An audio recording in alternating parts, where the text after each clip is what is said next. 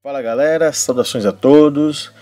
Podcast dessa semana nós vamos dar sequência no gerenciamento de risco, né? Nós vamos falar um pouco sobre identificar os riscos do projeto. Mas antes, como eu sempre faço, gostaria de agradecer aos meus amigos, o pessoal da empresa, dando um curtir aí nas minhas publicações. Muito obrigado a todos. Aos meus familiares, com quem eu converso, meu cunhado, meu irmão, a minha mulher. E aos meus amigos, o pessoal em geral das redes sociais, né, do Facebook, do LinkedIn, que estão me ajudando, né, compartilhando. A vocês que estão me mandando e-mail, muito legal a dica de vocês. Eu estou procurando incorporá-la nos meus podcasts. E a todos vocês, muito obrigado. Bom, mas o podcast de hoje, ele aborda um assunto bacana. O podcast, na verdade, assim, é bacana, mas não é sinônimo de fácil. Quando nós falamos em risco e abordamos de um ponto de vista organizacional, nós podemos entender como um efeito de incerteza nos projetos e objetivos estratégicos da empresa. Tendo em vista os riscos e suas nuances, sejam elas positivas ou não, tem-se uma variedade de fatores que implicam na aceitação desses riscos pelas empresas que estão executando o projeto. E esses fatores se resumem em 3. Apetite de risco. O que é o apetite de risco? É o grau de incerteza que uma organização está disposta a aceitar na expectativa de uma recompensa. 2.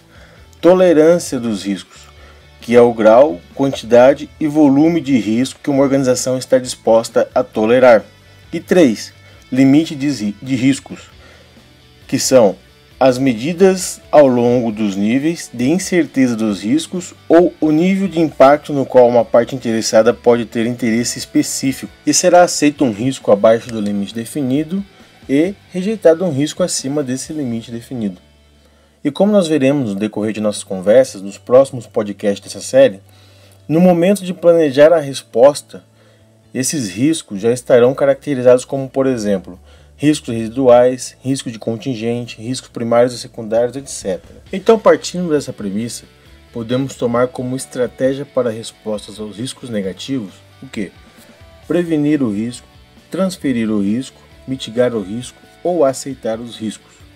Quanto aos riscos positivos, nós podemos explorar os riscos positivos, melhorar os riscos positivos, compartilhar ou aceitar. Então nós temos 3 saídas estratégicas para os riscos negativos e 3 saídas estratégicas para risco positivo, e uma em comum para os dois, que seria aceitar os riscos. Estes e outros assuntos serão detalhados nos podcasts posteriores. Bom, eu decidi antecipar esse assunto para mostrar o quão é importante o tema que iremos abordar hoje. Teoricamente, o podcast de hoje começa aqui. Então, hoje quero discutir com vocês o processo 11.2, identificar os riscos do projeto. Porém, eu gostaria de ir um pouco além do significado que nos permite compreender a sua própria descrição. Para fim de estudos, o que o PMBOK diz? Esse processo se define nas atividades de determinar os riscos que podem afetar o projeto e documentar as características desses riscos. Quando você, GP, e você, equipe do projeto, se dispõe a fazer um trabalho desse tipo, com sinergia, com entusiasmo, com garra, o projeto ele ganha a princípio 3 coisas. Os riscos documentados por natureza, o conhecimento global do projeto pelo gestor e pela sua equipe, e a capacidade da equipe e todos do projeto em si em antecipar alguns eventos, positivos ou negativos. Bom, pessoal, e o que a gente precisa para fazer esse processo de identificar os riscos do projeto? Ou, em outras palavras, quais seriam as entradas desse processo? Nós temos 13 entradas para esse gerenciamento de risco. Qual seria a primeira entrada? É o quê? O próprio plano de gerenciamento de risco. E o que nós vamos buscar no plano de gerenciamento de risco? Nós vamos buscar dados como papéis e responsabilidades. 2. Provisão para as atividades de gerenciamento de risco em orçamento. 3. A provisão para as atividades de gerenciamento de risco em cronograma. E a própria estrutura analítica de risco, que ela caracteriza os riscos por natureza. Qual que seria a segunda entrada? Nós teríamos o plano de gerenciamento de custo. O custo, por si só, ele já é um enorme risco, principalmente nos dias de hoje, né? E será justamente esse o plano que fornecerá os processos e controles que podem ser usados para identificar os riscos no projeto todo. Por isso, capriche nesse projeto, pois ninguém quer perder dinheiro, né? Qual seria a terceira entrada desse nosso processo? O plano de gerenciamento do cronograma, que seria o escopo pelo tempo. É através desse plano que nós temos as expectativas do objetivo do projeto do ponto de vista dos prazos. Esses prazos podem ser impactados pelos riscos, positivos ou negativos. E a quarta entrada? A quarta entrada seria o plano de gerenciamento da qualidade. Esse plano nos apoia, como o próprio nome diz, na qualidade, pois os riscos identificados aqui dirão a respeito dos fatores que podem comprometer o produto esperado dentro das expectativas do cliente. Se você não gerenciar a qualidade do seu projeto, muito possivelmente você terá problemas com seu cliente. Qual que seria a quinta entrada do nosso processo? Plano de gerenciamento dos recursos humanos. Esse plano ele tem sido olhado com menor importância hoje. Por quê? Pelo fato das empresas do ramo da civil, pelo menos, trabalharem com a mão de obra terceirizada. Porém, independente dos casos, esse plano nos permite ter uma visão global quanto ao recurso do projeto. Como eles deverão ser identificados, mobilizados, gerenciados, liberados, etc. O plano de gerenciamento do pessoal tem um papel fundamental na identificação dos riscos. As pessoas são os maiores problemas dos projetos hoje em dia, né? E qual que seria a sexta entrada desse nosso processo? Seria a linha de base do escopo. Bom, nada melhor para representar a nossa linha de base do escopo como uma EAP do projeto, né? E nada melhor do que a EAP para lhe dar uma visão micro e macro do escopo do projeto, tornando mais fácil a identificação dos riscos, né? Qual seria a nossa sétima entrada desse processo? Seria as estimativas de custo das atividades. Do momento em que o comercial fecha um projeto até o momento que o planejamento do projeto acontece, depois até a fase de execução desse mesmo projeto, existe um período de tempo variado, que pode implicar em um acréscimo e, em casos muito raros, sim, um decréscimo de custo no projeto. Então, esse documento que ele estima o custo das atividades, ele vai te ajudar a identificar o risco em cima do preço que o comercial passou para o cliente e o preço atual do momento em que você está executando o projeto. E qual seria a oitava entrada desse nosso processo? Seria a estimativa de duração das atividades. Da mesma forma, na situação anterior, nos prazos isso também ocorre. Um exemplo muito corriqueiro que acontece na contratação de mão de obra terceira é o que? Você tem uma morosidade nessa contratação, ou você fica negociando o preço e esse tempo que você perde na contratação impacta na execução do prazo planejado, né? Então você demora muito para contratar e na hora que o cara vai entrar, se mobilizar para executar o projeto, ele já comeu muito tempo. Então você acaba tendo que executar com o dobro da sua produtividade. Claro, isso impacta no prazo e na maioria das vezes ninguém consegue fazer isso. Qual seria a nona entrada desse nosso processo? Registro das partes interessadas. Você já se perguntou qual a importância desse documento nesse processo? Bom, se você está pensando, possivelmente você tem problemas com o cliente em todos os seus projetos. Por quê? O registro das partes interessadas permite que o gestor as entreviste, converse, né? Às vezes a gente fala em entrevista e você acha que é um negócio muito formal, mas não é. A entrevista seria lá tomando um cafezinho, seria numa reunião, em momentos oportunos, né? Que principalmente o patrocinador do cliente e o cliente em si. E você vai coletar os riscos identificados por ele.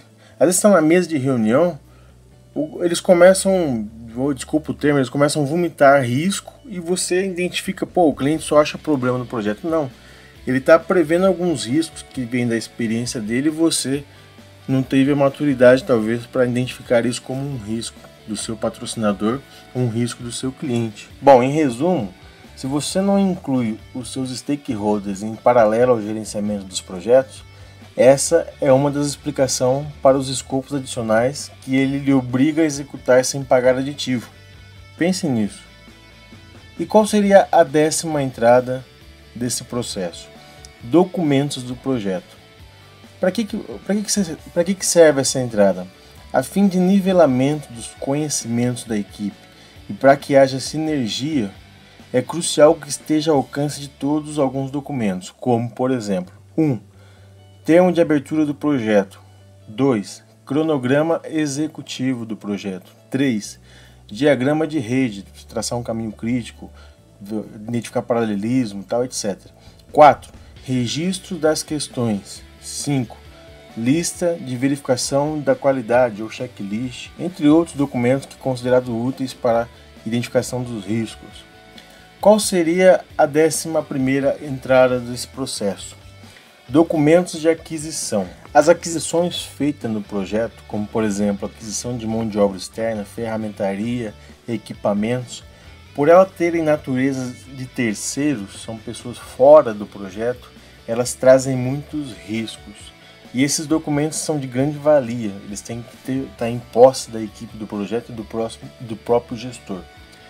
Eles devem ser analisados pela equipe do projeto e identificados e documentados os possíveis riscos de ameaças e, em alguns casos muito raros, oportunidades. Qual seria a 12ª entrada desse processo? Fatores ambientais da empresa, ou como alguns conhecem, FAE. Os fatores ambientais da empresa que poderão influenciar na identificação dos riscos variam de empresa para empresa, de acordo com o case da empresa, o porte da empresa e a área de atuação do projeto em si. Nós podemos citar como uma forma geral o estudo acadêmico e o benchmarking. E por último, mas não menos importante, nós temos a 13ª entrada do nosso processo, que seria os ativos e processos organizacionais. O que seriam os ativos e processos organizacionais? É aqui que nós temos os arquivos do projeto, incluindo os dados reais do projeto.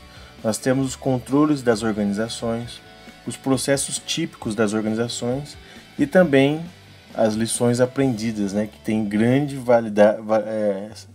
valia nos projetos, mas muitas vezes não saem da cabeça das pessoas. E quando eu falo que não sai da cabeça das pessoas, dos gestores, não é que virou rotina, não. É que, infelizmente, eles guardam para si isso em um documento, pondo a perder uma grande ferramenta para todos. Mas enfim, é isso mesmo. Agora que nós já falamos das entradas, nós vamos falar da saída. Depois que nós processamos esses documentos, esse montante de informações, o que nós temos? Quais são as saídas desse processo? Bom, você deve estar falando assim, Moisés, essa é fácil, nós temos os registros dos riscos. É lógico, você acertou. Esse é o documento mais importante desse processo e ele vai sendo atualizado à medida que o projeto é conduzido, aumentando assim o nível e o tipo das informações contidas no registro dos riscos. Esse documento ele é criado aqui, no processo de identificar os riscos, porém, como já dito, ele é aprimorado diante das iterações dos processos das outras áreas de conhecimento. E agora, nós temos a outra saída, que seria a lista dos riscos identificados. É com uma consequência, nós temos esse documento que dispõe dos riscos com o maior número de detalhes. Nós teríamos as descrições do tipo, o evento X pode ocorrer causando um impacto Y, ou se uma causa existe, o evento X pode ocorrer, levando ao efeito Z. E nós teremos uma terceira saída, por último, como eu disse, por último, mas não menos importante, que seria a lista de respostas potenciais. Algumas respostas para os riscos já podem ser descritas nesse momento. Alguns riscos já têm as respostas para eles. E elas servirão de entradas para o processo que nós vamos falar nos próximos podcasts, de planejar as respostas aos riscos. Bom, galera, então vou ficando por aqui. Esse podcast já ficou até extenso, Nós falamos das 13 entradas desse processo. Eu espero que todos tenham gostado. Uma ótima semana, fiquem com Deus e bons estudos. Você acaba de ouvir mais uma série de podcasts com Moisés Teodoro. Para mais informações, mande seu e-mail para moisesplan@live.com ou deixe seu comentário. E bons estudos!